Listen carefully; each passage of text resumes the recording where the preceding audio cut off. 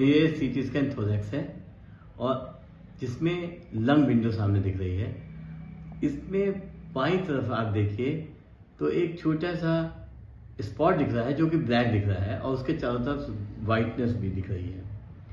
Basically ये destroy lung हो गया है उस एरिया का जिसको हम लोग नॉर्मली कैविटी कहते हैं।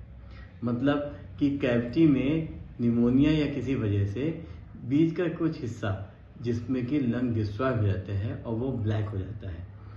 ये ब्लैक में लंग टिश्यू डैमेज हो जाता है, डिस्ट्रॉय हो जाता है।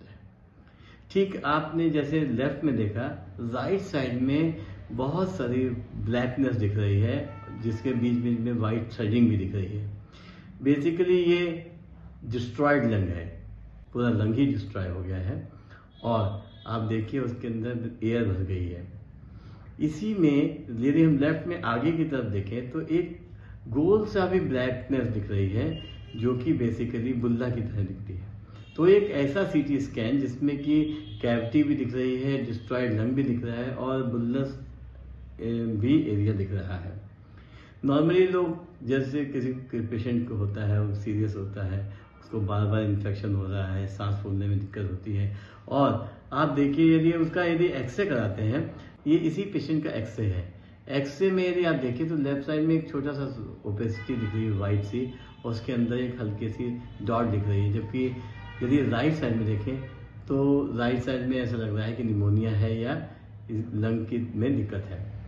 इसीलिए कई बार जब पेशेंट को क्रॉनिक इलनेस होती है या क्रॉनिक बीमारी होती है, बार बार खांसी, सांस फूलने में की दिक्कत होती है, तो हमें सीटी स्कैन कराना जरूरी पड़ता है। उसी में हमें ये कई बार समझ में आता है कि आखिर लंग में कहाँ पे कितनी दिक्कत है। ये कैविटी या डिस्ट्रॉयड लंग, सबसे पहले मैं कैविटी की बात करता हूँ। कैविटी यदि हम यंग एज में देखें तो कैविटी अधिकतर निमोनिया या टीबी की वजह से होती है, जबकि ओल्ड एज में ये फंगस की वजह से भी हो सकती है, खराब निमोनिया की वजह से भी हो सकती है, कभी कभी कैंसर में भी इस तरीके की कैविटी मिलती है और टीबी भी एक वजह है।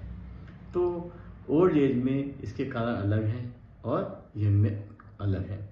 लेकिन यदि हम डिस्ट्रॉयड लंग की बात करते हैं तो डिस्ट्रॉयड लंग एक ऐसी चीज़ है, इसका मतलब कि लंग्स में या तो बीमारी खराब थी या पेशेंट ने देर से डॉक्टर के पास गया या फिर उसको कोई और बीमारी भी है जैसे डायबिटीज़ है या इम्यूनो कम्प्रोमाइज स्टेज है, तो ऐसे में उसके लंग में डैमेज होने की संभावना बहुत ज़्यादा होती है।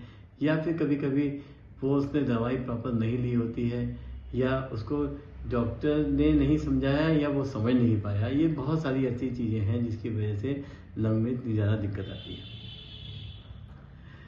आज हमने आपको बताया कि ये कैविटी के बारे में बताया और डिस्ट्रॉयड लंग के बारे में बताया जो कि एक्सरे से पूरा क्लियर नहीं होता है। साथ ही हमने आपको बुल्ला की बात भी की। बुल्ला ये अधिकतर उनमें होते हैं जो कि एयर फिल्ड कैविटी होती है और अधिकतर सीओपीडी वाले पेशेंट जिनको सीओपीडी होती है, जिन्होंने स्मोकिंग की होती है, उनकी वजह से जो डैमेज आता है उसमें बुल्ला आते हैं। तो आपने ये देखा कि कैविटीज, बुल्ला और डिस्ट्रॉयड लंगों एक्सरे में डायग्नोस करना काफ़ी मुश्किल होता है और ये चीज़ सीटी स्कैन में कितनी आसानी से पकड़ में आ जाती है और इसके आगे हम आगे भी इंटरवेंशन कर सकते हैं जैसे स्पुटम का एग्जामिनेशन या ब्रोंकोस्कोपी, जिससे कि बीमारी की गंभीरता तक पहुंच सकते हैं और बीमारी का इलाज भी बहुत आसानी से कर सकते हैं। आपने ये वीडियो देखा उसके लिए बहुत बहुत धन्यवाद।